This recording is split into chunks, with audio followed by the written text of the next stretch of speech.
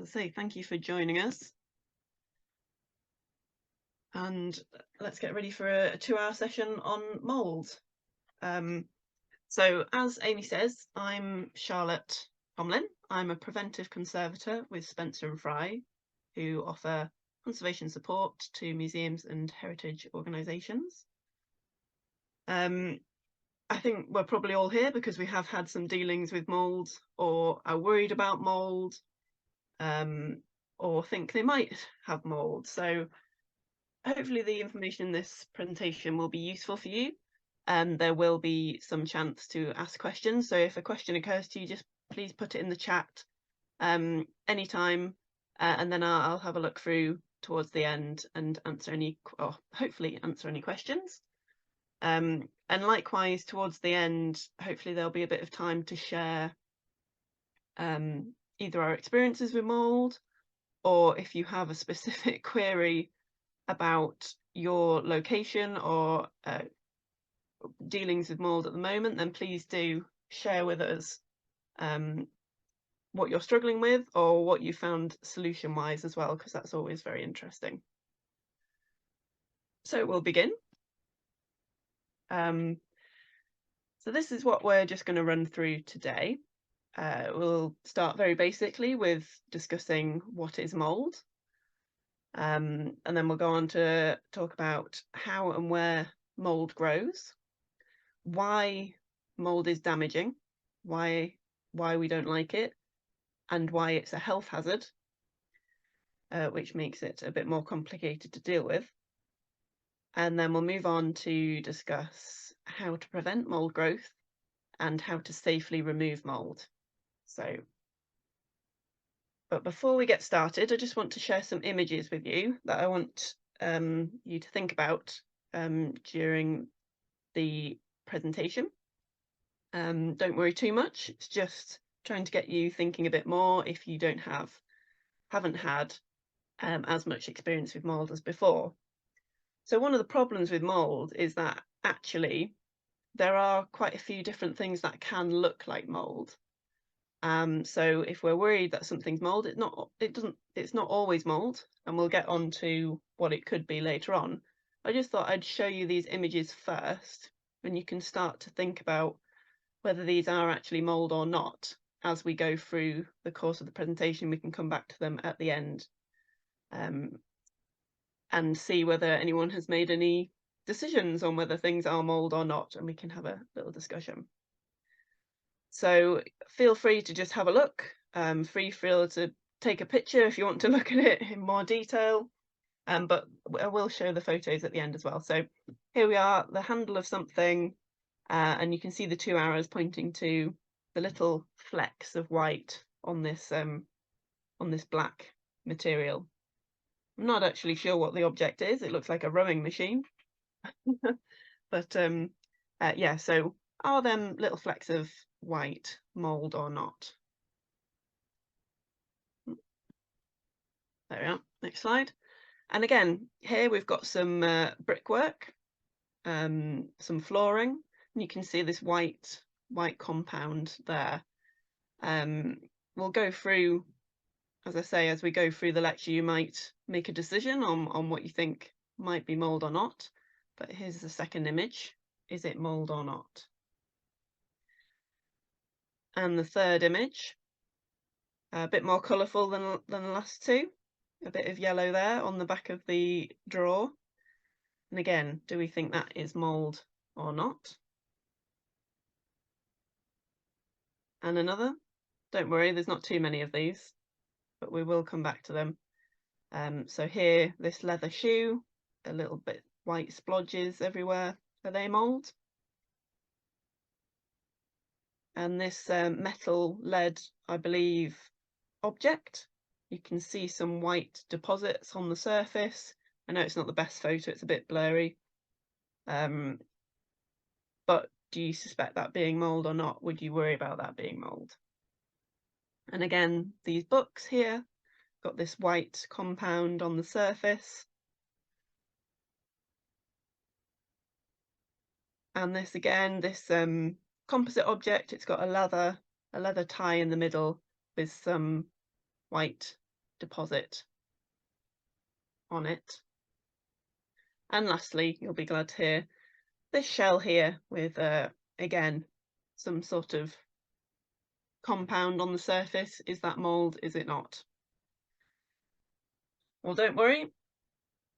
At the end of these 2 hours, we'll find out. Okay, on to the main sort of section of the training. What is mould? Some of you may be familiar about what mould exactly is, or have a bit of an inkling.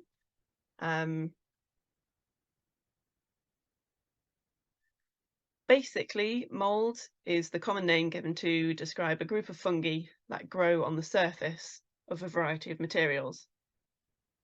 And most of us can sort of think of familiar of this as white coloured fluffy spots that we see on the surface of an object or area. But it is a living thing. It does have a life cycle, which consists of spores. So spores are present in the atmosphere. They're ubiquitous. You can't get rid of them. They're everywhere. They're all around us. They're inside us. However, they're not growing. When spores settle on a surface and they have the right conditions, they can germinate into what we call hyphae. And the hyphae penetrate the material of what it's sat on and feed off it. And grow into a colony known as mycelium. And then the mycelium send out spores to colonize elsewhere. So it's a continuous life cycle that is present all around us. And we might not see mould all the time because that's the spores we generally can't see. If it's not germinating and growing, then we generally can't see it, but the spores are there all the time.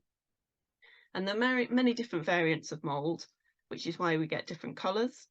But the most common one that we find is something called Aspergillus.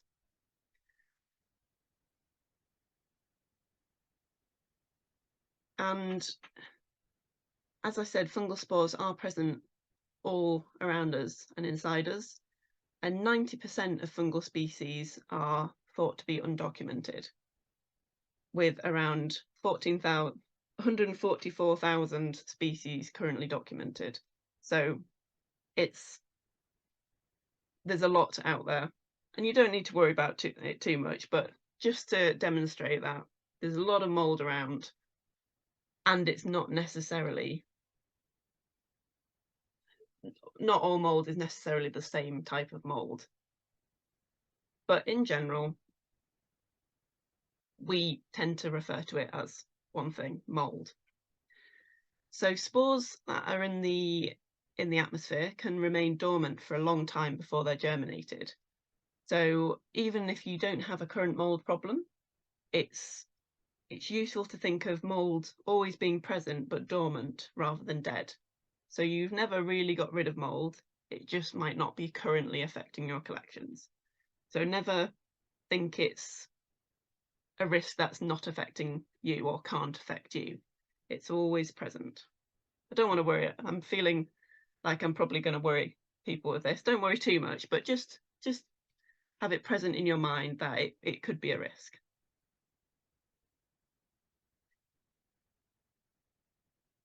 Okay. So identifying mould. So this is a tricky bit, and I've sort of touched on that slightly in the images that I've already shown about there is some difficulty in identifying what is mould and what isn't. However, you can find out. So these are the main indicators of identifying mould. The first being the smell. So I think we all can relate to what this smell is, this kind of musty smell. You've opened a room for the first time in a while and it's kind of a bit musty. And that smell can be mould. So mycotoxins. And that smell is created by the waste products produced by the fungi digesting the material. So you can smell mould, and some people, I think, can smell mould more than others. But that's the first indicator. If you can smell something musty, then you might want to investigate a bit further. There's also visual inspection. So this is the main way of identifying mould. And what you need is a good strong torch to shine raking light over the object, which makes it easier to see the mould, or UV light as well. So I'll just show you some examples. So this is some mould under UV light. You can see it's the same mould. I've just shone the UV light slightly differently over it in both images. So on the left, you can see this slightly orange patches around the fluffy mould. So mould does tend to fluoresce under UV light, so you can see it better under UV light.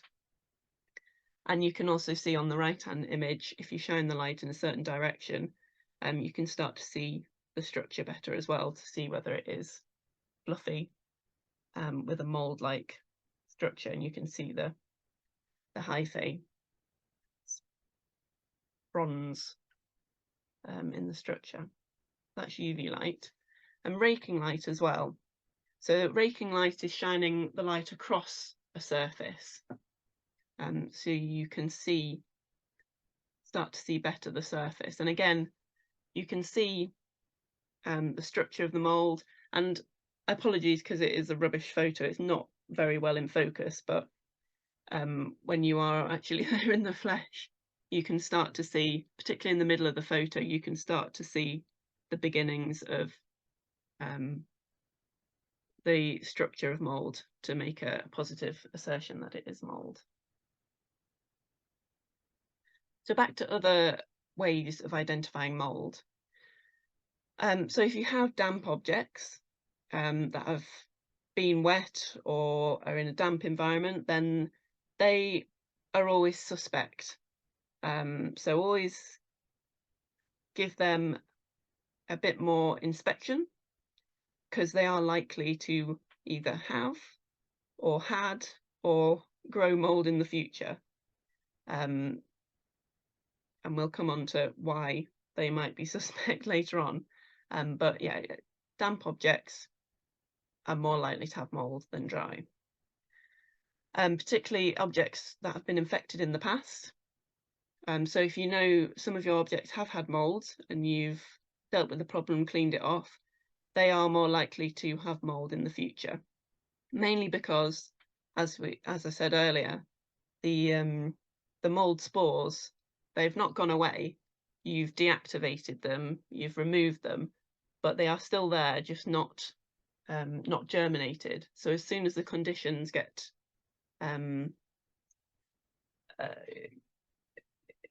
decline and become a good habitat for mould again, they will regerminate and the infestation will start again.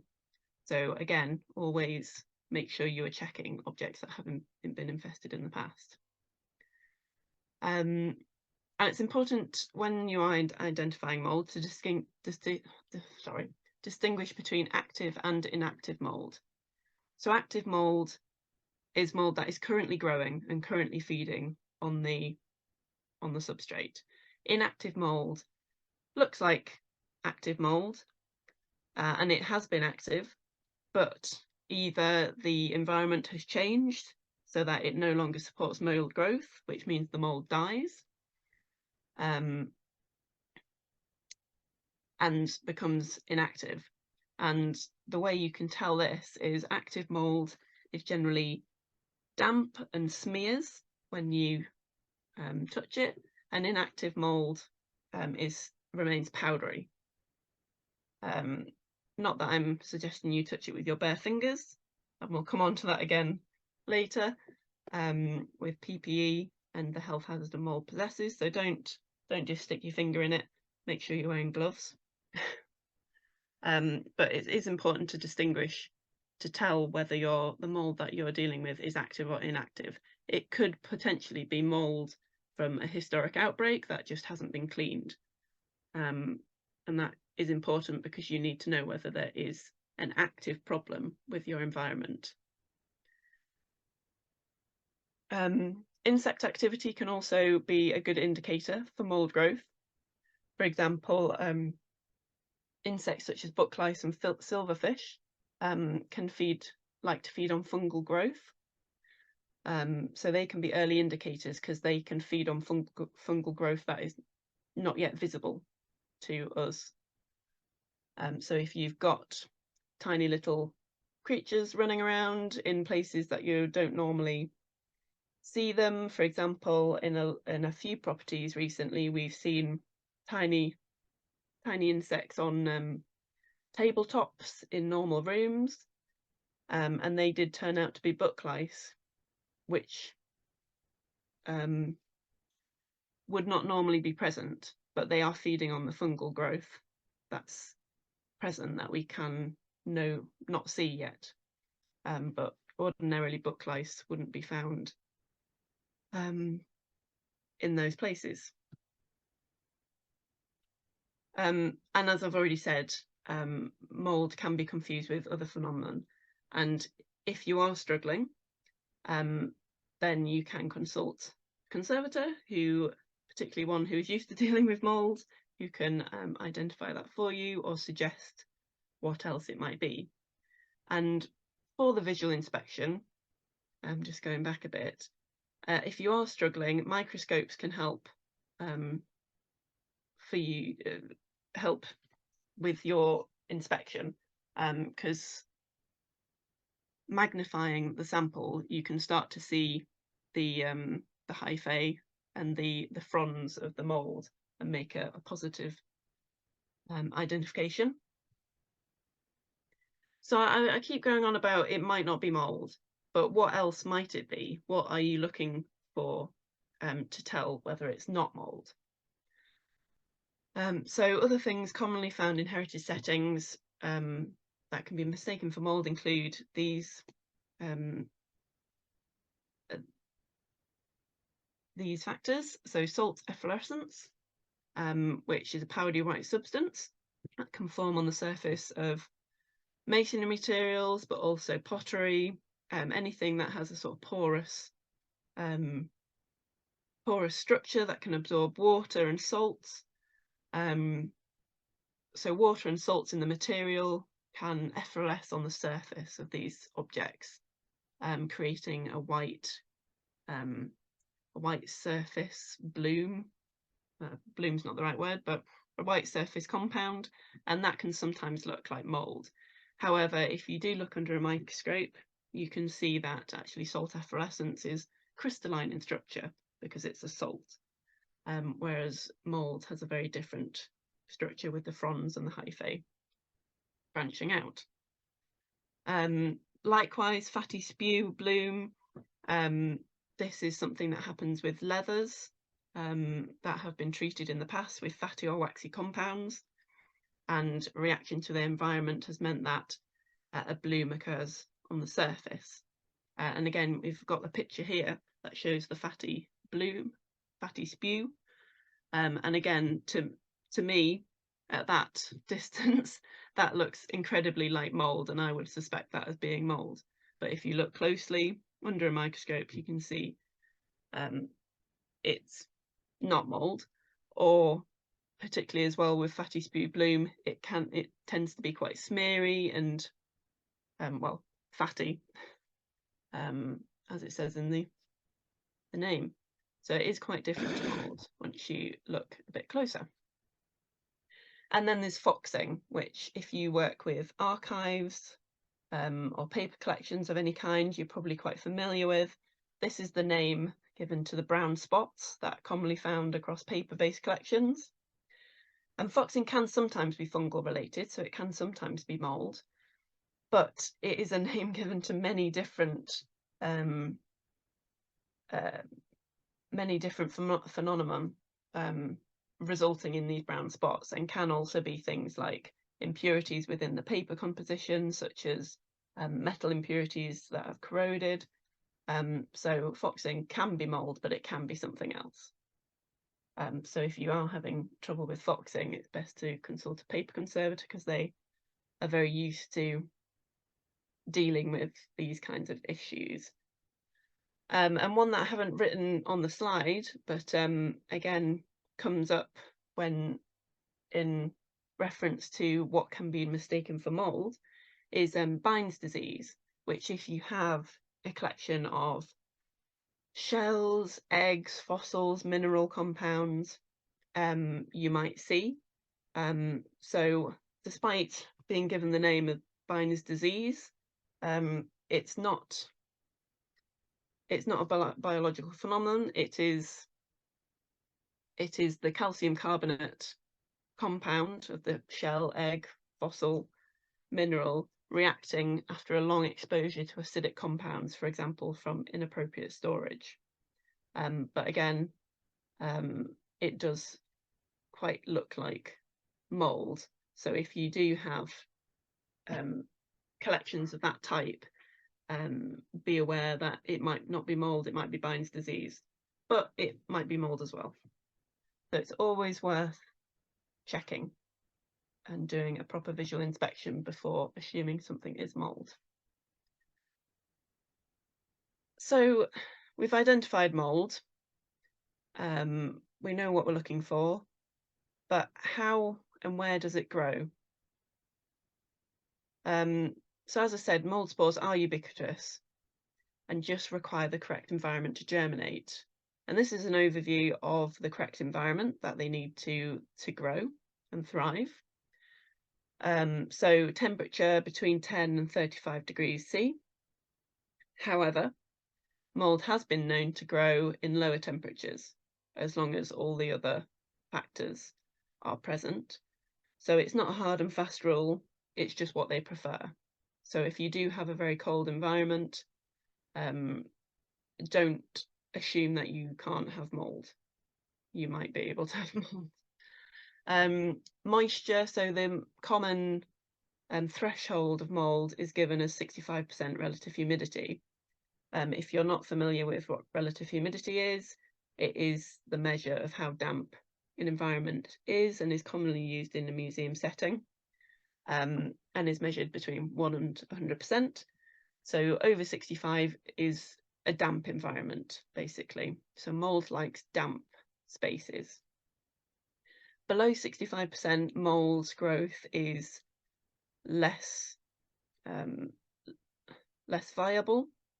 However, there is a risk of having microclimates or corners of your rooms that are not quite the same environment as the rest of the space. So even if you are monitoring your environment and it's less than 65%, beware that there might be some microclimates around that are over 65% and can sustain mould. For example, bottom shelves or against north-facing walls, which can be quite cold and therefore more damp. So just be aware, yes, you might be under 65%, but there might be some mould somewhere.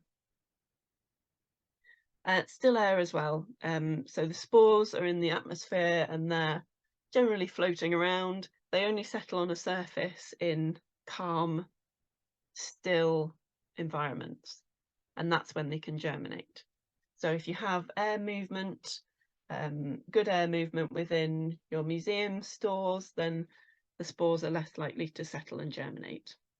However, the caveat being, if you do already have mould, you don't want to necessarily stir up the active mould and spread it to new locations. So yes, we want air circulation, but we also want to not spread mould to other areas of the museum. So just beware of ventilation and air movement if you do have active mould in your collections. But if you don't currently have active mould, then air movement is good at preventing that. And what does mould like to grow on? What do they eat? So in general, their preferred environment is museum collections such as organic materials, so things made of proteins like starches, cellulose, so paper collections, some textiles, wood, basketry, glues, organic glues, leather. But it's not just the materials themselves, it's also what's the surface coatings of the objects, such as waxes, leather dressings, and it's also the dust and dirt that can settle on the surfaces of your objects. So things like a lot of the dust in our museums is made up of human skin cells from visitors, or natural fibres from clothing, all of which mould will quite happily digest.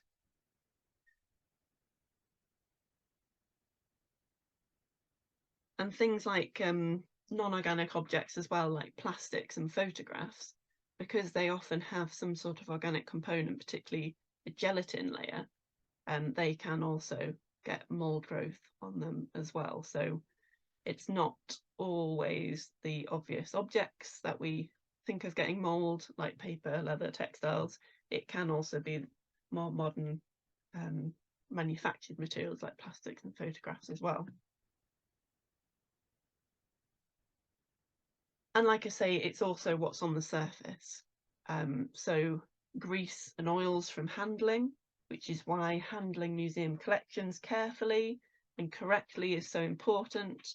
So using clean hands or gloves so that we are not depositing greases and oils from our fingers onto objects. Hygroscopic dust and dirt, like I said, a lot of dust and dirt is organic matter from people, and that can sustain mould. So good housekeeping is always really important to clean dust and dirt from objects so that it is not another host for mould. And insects also transport spores and are a food source for it. So again, good housekeeping to prevent insects from entering and from cleaning up their deposits afterwards. So it's not just the materials themselves, what could be on the materials. But it can actually be quite interesting as mould, because mould grows in areas of where skin and fingers and people have touched objects, you can find out a bit more about the history of an object. So it's not all negative. So for example, the tunnels in Dover Castle, the wartime tunnels, they obviously have a massive issue with mould because it's underground, it's very damp. They have a very big air conditioning system to cope with that. However, when it sometimes breaks down, mould growth takes over and mould starts growing. But in particular, it starts growing where the people have sat and controlled the mechanisms. So, for example, this picture shows where the operator of this equipment would have kept their hand. And you can see in that area there's loads of mould growth, and what it's feeding on is the deposits from that person's or people's hand, so the skin cells, the greases, the oils from their hand, whereas the bit of plastic that's identical next to it has no mould growth at all. So it can be quite interesting for patterns of use. Additionally, where books are taken off shelves, you can sometimes see mould growing in the thumb grip that you use to take books off shelves, so you can get mould just in them areas. So there are patterns of use that you can see from mould growth,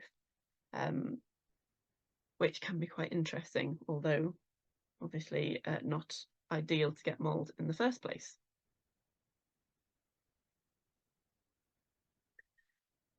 So how can mould damage our collections? Why do we not want it?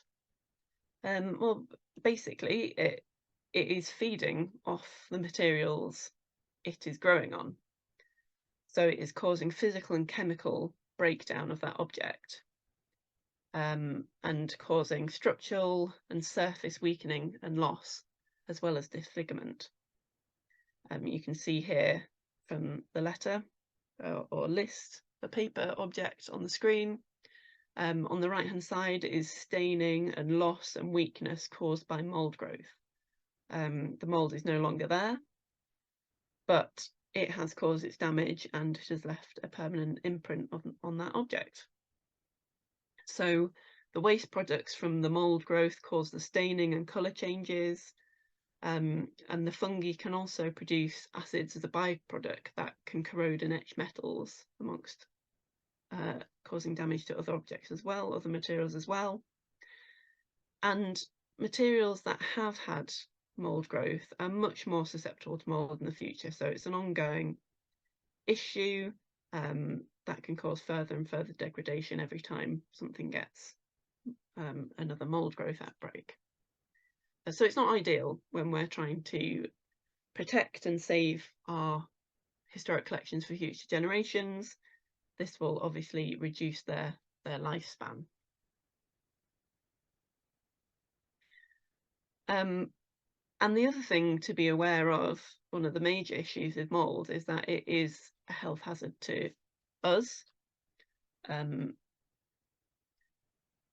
So whilst we don't want it growing on our objects, we also don't want it in areas where we're working as museum workers, because of the very scary things I'm going to go through now.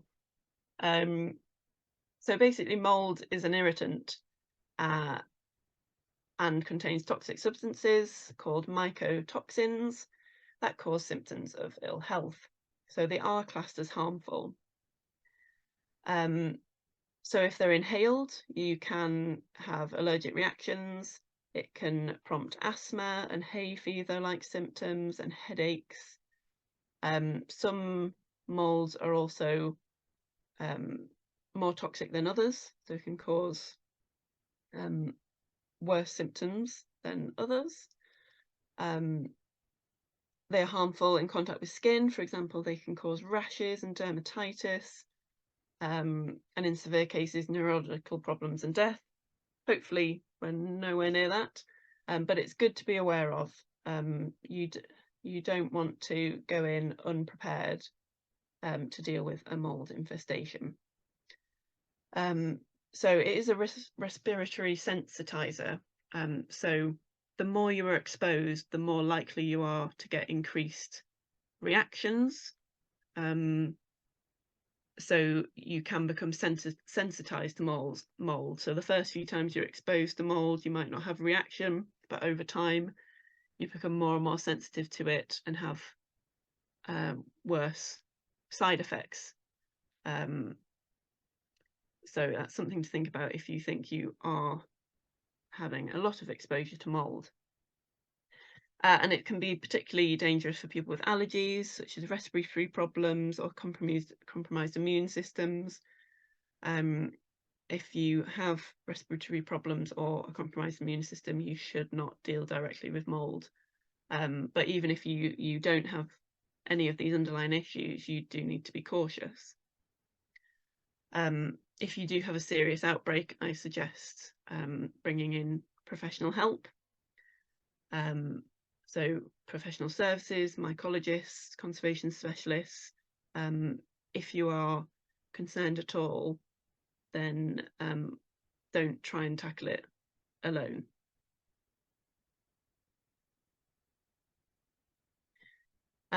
So the government legislation that relates to mould in the workplace is the Control of Substances Hazardous to Health, or COSH.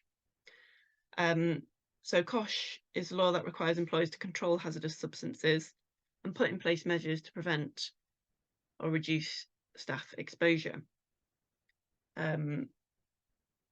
Which means risk assessments need to be undertaken in order to deal with mould, and you need to be vigilant and understand the risks, and your employer also needs to be aware. That includes being vigilant to potential outbreaks, deciding how to prevent harm to health by carrying out a risk assessment, and providing adequate training and information, and providing adequate PPE. So all of this scary stuff what do we do to make sure we are safe when dealing with mould? Oh, sorry, I'll come back to that. I've missed the slide out.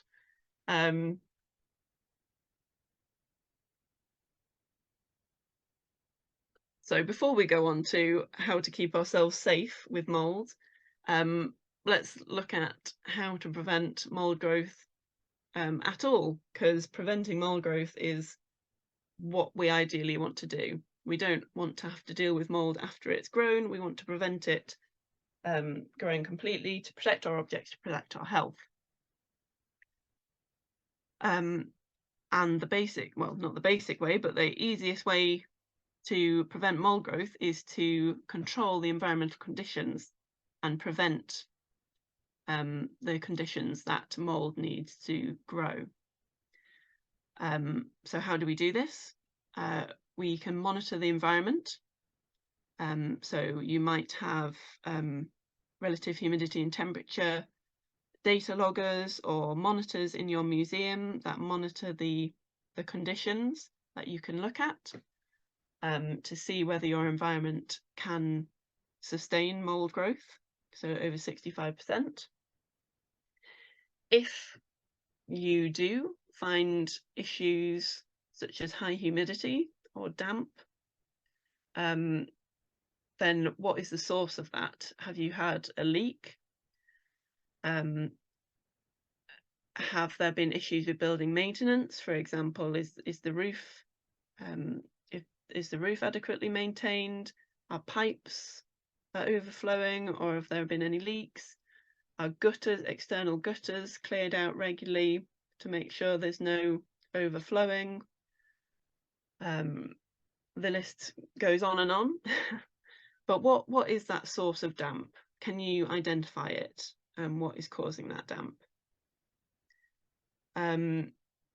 If there is a particular area of your museum that is damp, can you rearrange objects within your museum? Can you move them away from the source of damp if you can't eradicate the source of damp? Can you repurpose that area and not store collection there? Not always possible, but worth asking. And can you reduce the RH of a space to below 65%? So if there's no issue such as a leak that's causing that, it might be necessary.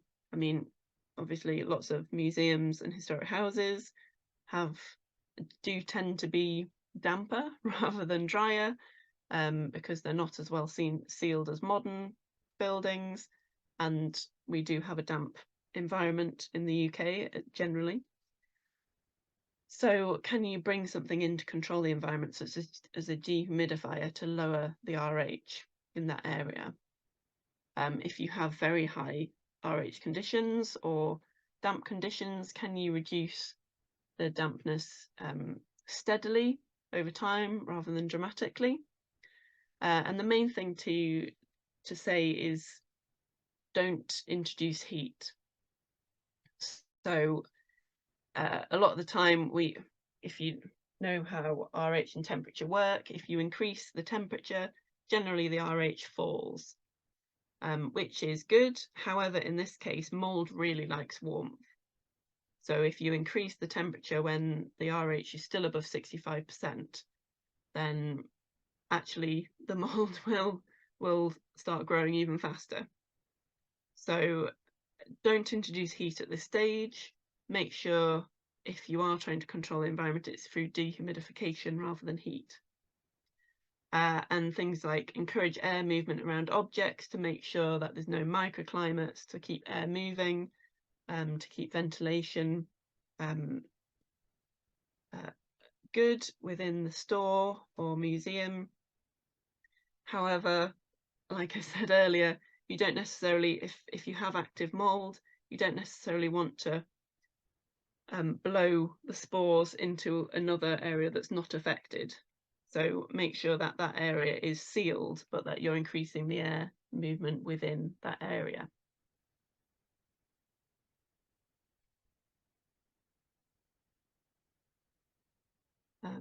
Yeah.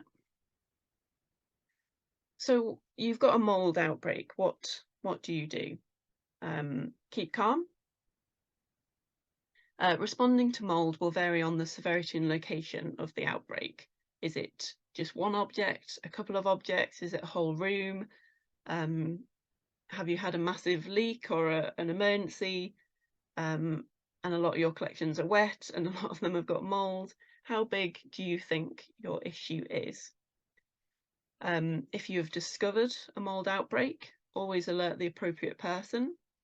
That might be you, or it might be your superior, or if your museum has a health and safety lead or department, then make sure that they're aware, or someone who is maybe in charge of insurance if it's quite a big outbreak, because it might be that you get insurance involved in the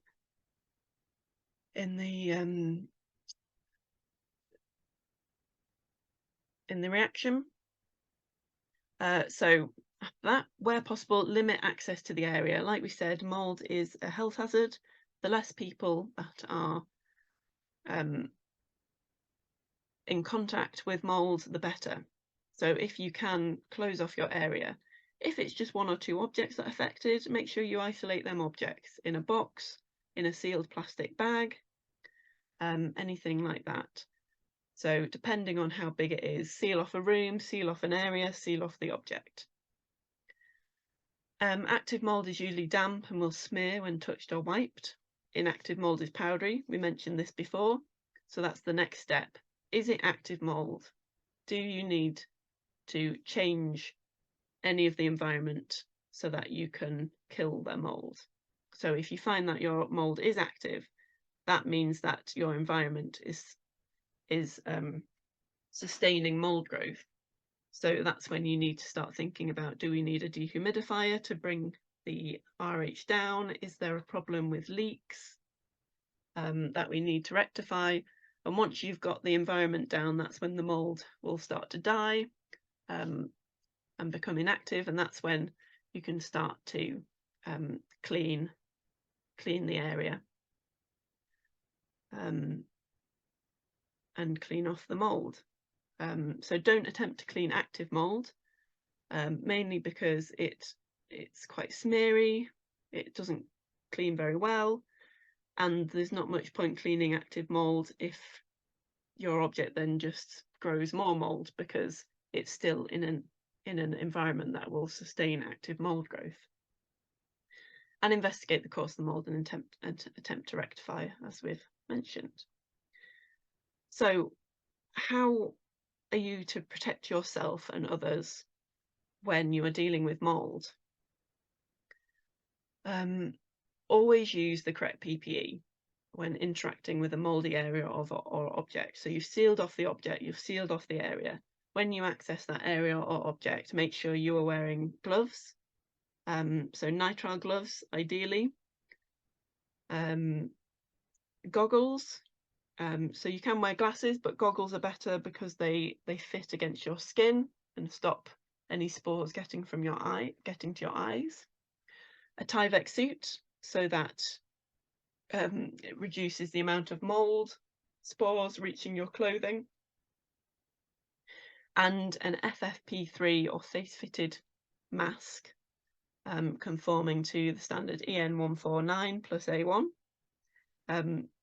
That's worth a Google if you don't know what that standard is. It just outlines the standard of mask. So the respiratory filter that's in your mask, it needs to be fine enough to prevent mould spores from being breathed in. So that's FFP3 masks. And make sure double check whether the masks that you're using are single-use masks or multi-use masks. So if you are using a single-use mask, this must be disposed of after every time you use it. So if you've been using all of them PPE, at the end of the day, wrap them up in a bag and dispose of them to prevent the spread of mould.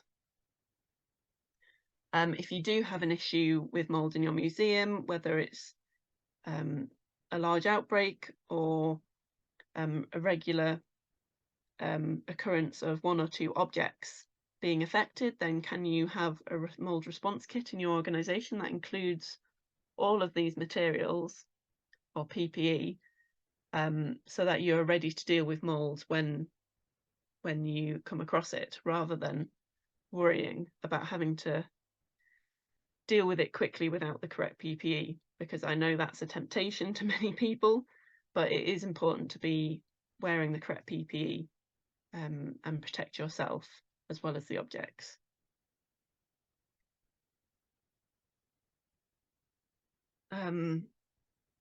So it's important to point out as well that freezing has often been mentioned in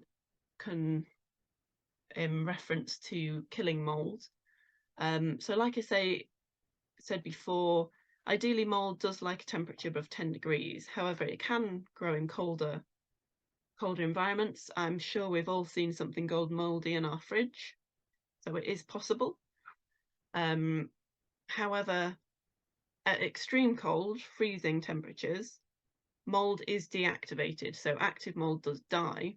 So you can put freezable collections in the freezer as you would do to treat pests. However, as soon as it comes out of the freezer, that is the potential for mould to reactivate again, because the spores are still there and you're bringing it back into an environment that it could sustain mould. So freezing can gain you time to deal with the outbreak. If you've got 1 or 2 collections, you can pop them in the freezer if they're freezable. However, you need to be ready to react to the mould and remove them to a better environment after they've been in the freezer, so that mould growth does not reactivate afterwards. Similar to pest treatment, really, you wouldn't put an object in the freezer to treat the pests and then bring them back into the infested environment. So very similar thinking to that, but it can be used to buy time. And again, an old wives' kind of tale is that sunlight is effective in killing mould. It's not sunlight. UV sometimes does kill some moulds. However, it's not all moulds. There are lots of different moulds, and some moulds apparently react very favourably to UV. So it's not a solution in treating moulds. It's best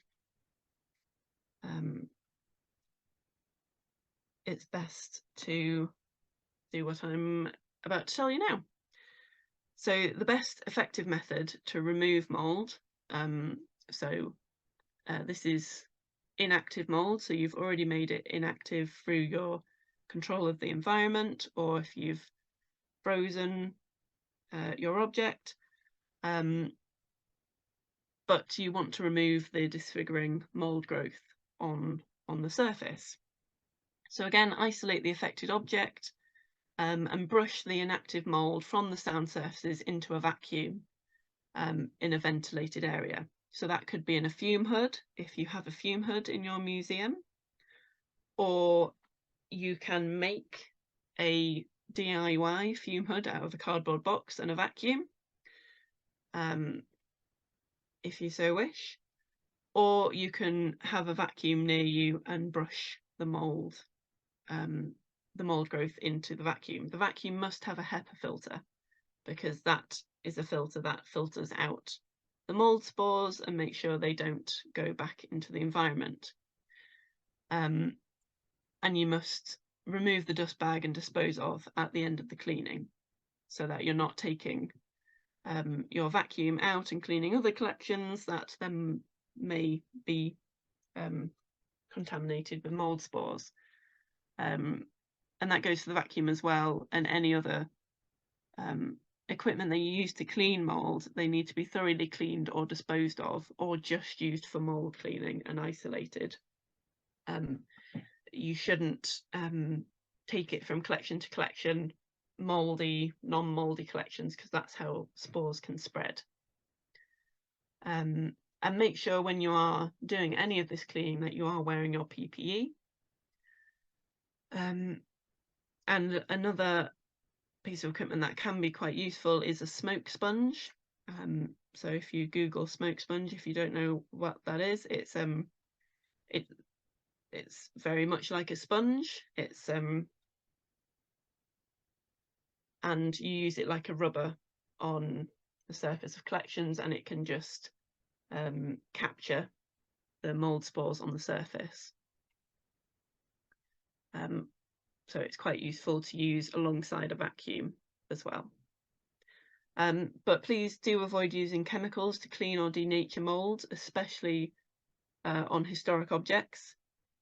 As we know, historic objects can react to chemicals and additives differently to modern materials, and introducing new chemicals can increase their deterioration rather than help them. Alcohol or ethanol used to be used on the surface of objects to help prevent regrowth of mould. However, it's now thought to actually help some moulds grow, so it's not advised anymore.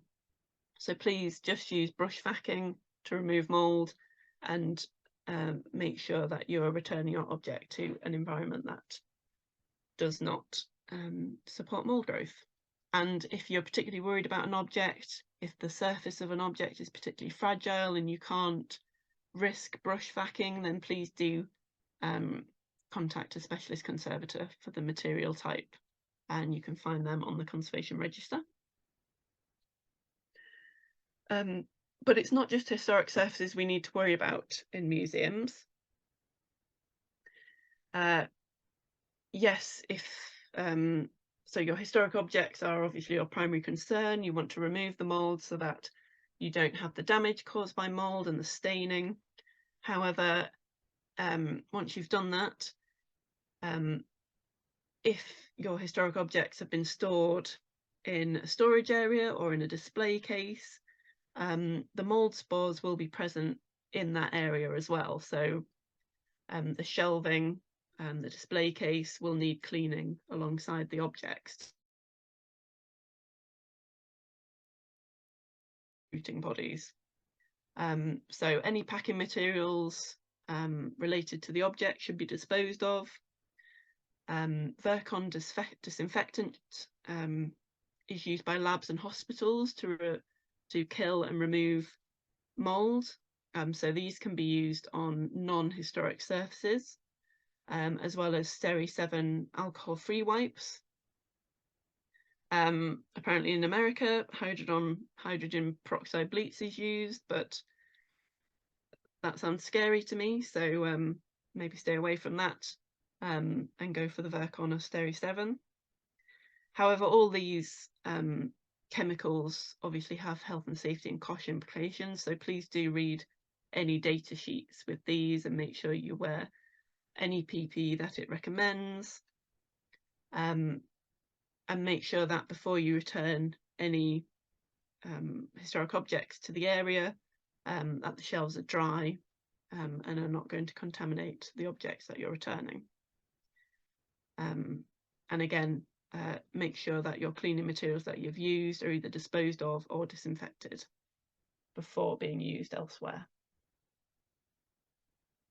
Aftercare, what to do when you've done everything you can to eradicate your mould. You've cleaned it, you've done the environment, you've sorted it. Are you just going to walk away and assume it's fine? That would be the ideal case, but you've still got to keep on top of things. So learn from your experiences. Are there any policies that you could introduce to prevent future outbreaks, such as regular maintenance, ensuring that that's done, or introducing regular checks of the building, for example, when you're locking up or opening up. Make sure you're monitoring and controlling your environment. If you don't have any monitoring in your environment and you have got mould, then maybe that's preempting you to actually get monitoring in place to see what's going on and potentially control as well. But once it's in place as well, you've got to look at look at the monitors and make sure the control units are functioning. So dehumidifiers, are they being emptied regularly so that they continue to work? And systems such as air conditioning, if you've got things like that, are they serviced regularly to make sure that they're not going to break down? Think about ventilation and circulation of air. We've already discussed a bit about that in regards to some of the questions, but how can you increase the ventilation or circulation of air? Can you introduce a fan? Or can you open doors to increase ventilation between areas? All the while bearing in mind that if you do have an outbreak, how can you shut these systems of ventilation down to isolate areas? For example, if you do have a mold outbreak in one area and you do have air conditioning, how do you isolate the air conditioning from that area to prevent the air conditioning pulling all the spores through to the next area? So if you thought about these things in advance, then it might not be quite so stressful at the time of the outbreak. Obviously, keep objects clean and possibly covered to prevent dirt and dust, things building up that can encourage mold growth. And make sure you do regular inspections, including of undisturbed areas behind or under objects. For example, if you've got paintings on the wall, look behind paintings, look in cupboards, look on the bottom shelf where it's really difficult to get to, and make sure you take your torch with you, either UV light or raking light, because that can help so much looking at mold. It makes it much more obvious. You can see it in 3D. And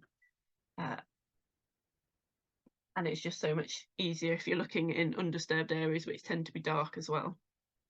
So have all them things in mind, even if you don't have a current mold problem, thinking about what you would do if you had one and what can prevent it from happening in the future.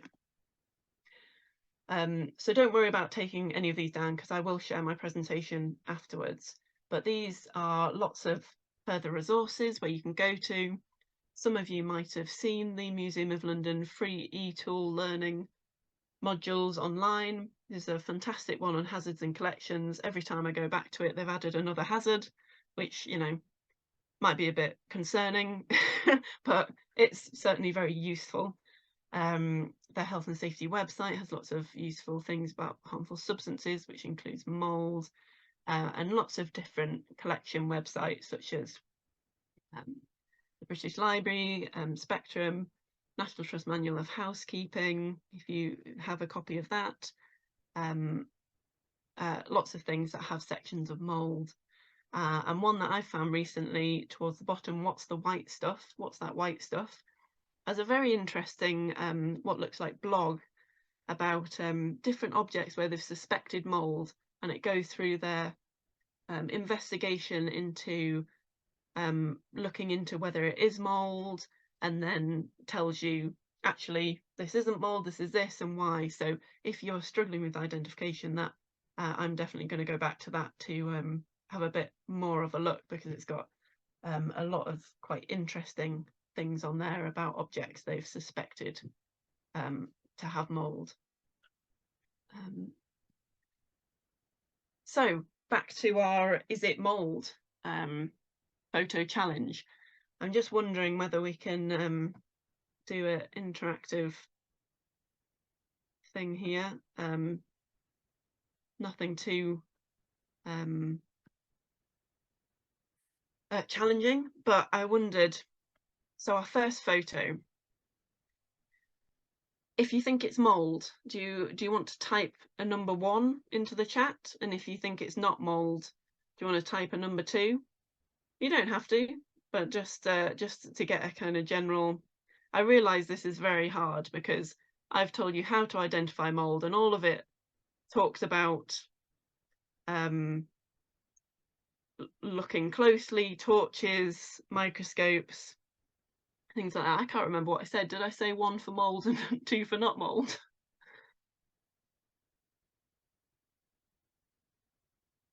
Everyone seems to think it's 2, and I can't remember what I said for 2. Yes. So I said 1 for mould and 2 for not mould. 2 for not mould. Okay.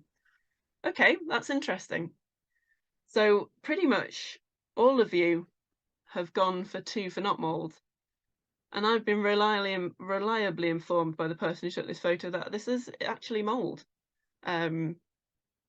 So I suppose that is, don't worry, I'm not taking marks because it's a tiny dot on a photo, who knows? But it's just, I put this in because it is actually quite useful to know. Actually, mould could just be a tiny dot. It doesn't have to be completely surface covered. It could just be a tiny dot. And that's sometimes the first sign. And that might be because that's where the bit of dust has landed that can sustain mould if it's an inorganic object,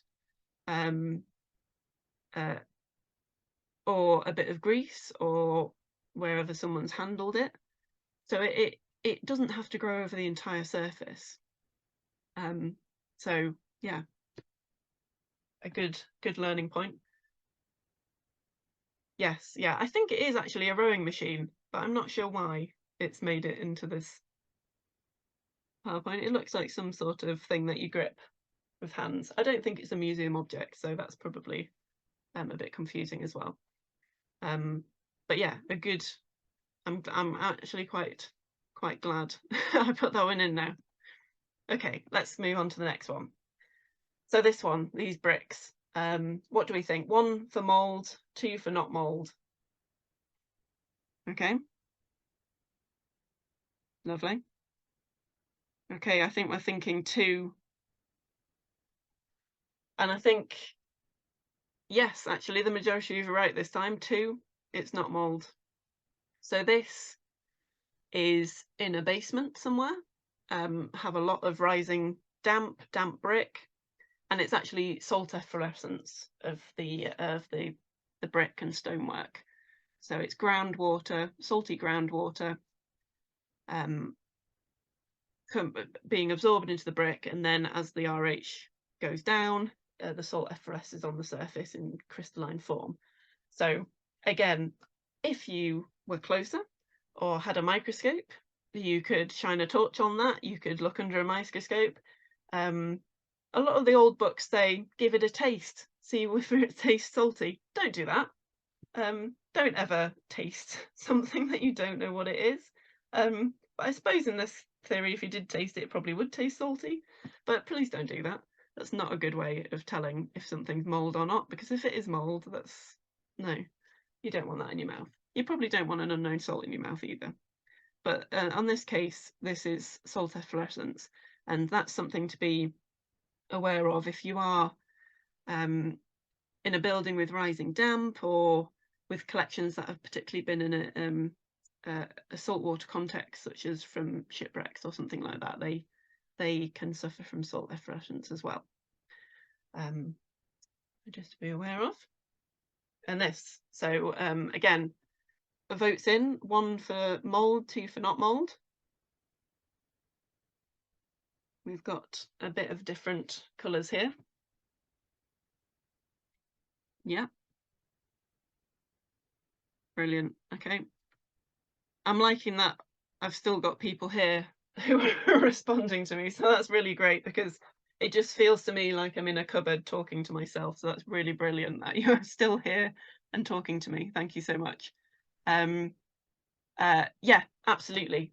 I think most of you said 1, this is indeed mould. It's not necessarily what we'd see very often. I suppose we're all kind of used to seeing white mould, but absolutely you can get different moulds. You can get different moulds that are different colours, yellow, black, orange. And if you were a mould expert, which I am, not going to say I am a mould expert because I don't know about the different types of mould. I know about mould as a general concept. You'd, be very intrigued about what colour it was. But you can go into all of that stuff, but we won't today because we don't have time. So yeah, absolutely, that's mould, and you can see that it's grown at the back of a drawer in a desk. So that's probably been A bit of a microclimate there, a bit of a damp microclimate right at the back of the drawer, where mould has just flourished. Mould loves the dark, the damp, dark. Perfect place for it. So if you have things like this, composite objects that have different parts, you know, every once in a while, have a look, take a drawer out, see what's at the back. There could be pests, there could be mould. Yeah, absolutely. So yeah, mould. Well done, everyone. Next one. Is this mould or not? 1 or 2? And yes, Emily Thomas, I will give you my details. Thank you so much. Okay, brilliant. Votes coming in. Lovely. Okay, so this is a leather clog or shoe or something. White spots all over it. Absolutely, it is mould. And again, you know, we're kind of pitching in the dark here as well. We're going on a very blurry photo, so, you know, don't worry if you didn't get it. But if you shone a raking light on that, you could probably start to see the structure of the mould and the 3D and fluffiness of it. So again, you can see here, it's not completely covering the surface, it's in blotches, whether it's growing on some sort of surface dressing or a wax that's more present in some areas than others, or whether it's fingertips from being touched. There may be many reasons for why it's growing in particular areas and not others. It could be splashes of dirt from wear, anything like that. But yeah, that is absolutely mould, and it's the traditional white fluffy kind as well, which looks really lovely against the black leather. Moving on, this object here, what do we think? This is, so I said this was a metal object, I think it's lead. What are we thinking? Okay, yeah. Yeah, brilliant. Don't worry. Yeah, so I think most people have gone for not mould there. Yeah, absolutely. I put this in as a kind of yeah, outside example. It's lead, and lead corrosion products tend to be white, which can sometimes look a bit like mould, particularly if you put it in a blurry photo, which I've given you here. So it's maybe not quite as confusing as something like salts or fatty spew, but absolutely other things can look like mould, such as corrosion products, and in this case this is corrosion products. So well done, everyone. And this, if you were paying attention earlier, this one might be quite an easy one. So 1 or 2. Okay. Brilliant, lovely. Yeah, so this picture was actually in my presentation earlier on the page of what if it's not mould kind of page, where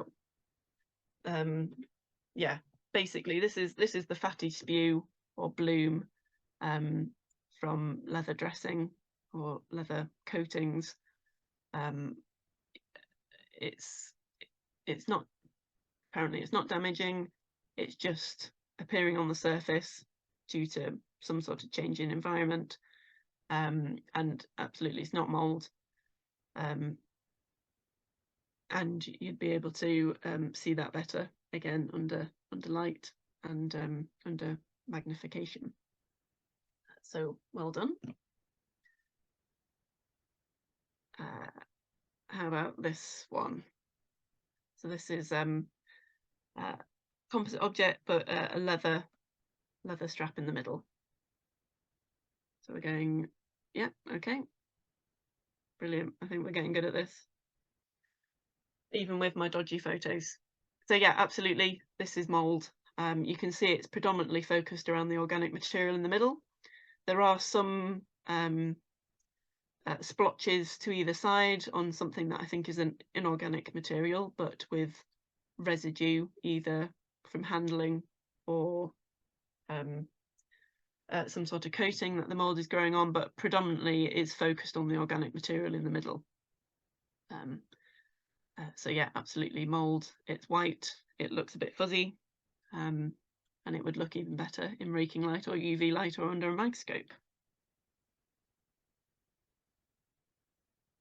And last but not least, what we're thinking for this, 1 mould, 2 not mould.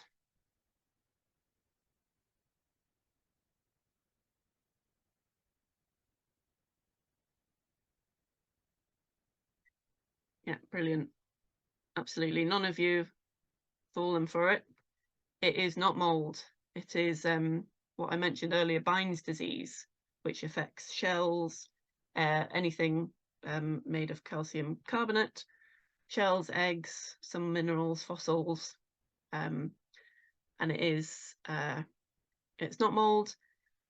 It is the calcium carbonate reacting to acidic compounds in the air, predominantly caused by long exposure to inappropriate storage conditions, so things like wooden materials that give off organic acidic compounds, and the initial early stages can look a lot like mould as the calcium carbonate blooms and poofs up. So yeah, that is not mould. Well done, everyone. I think we did some good detective work there. I hope that helps you sort of think about what might or might not be mould in your collections. I just finished by putting this little poster on the screen. It's not mine, it's Penn Libraries, as it says on the bottom, but I think it kind of sums up stuff pretty well, so I quite like it. It looks quite nice as well. So feel free to take that on board.